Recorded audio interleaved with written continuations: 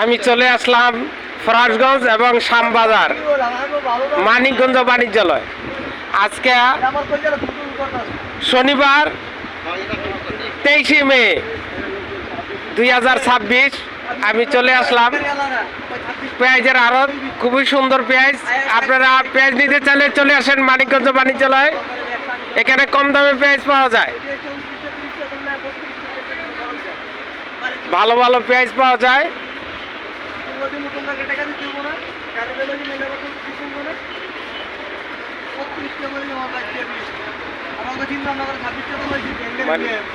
চলে আসেন।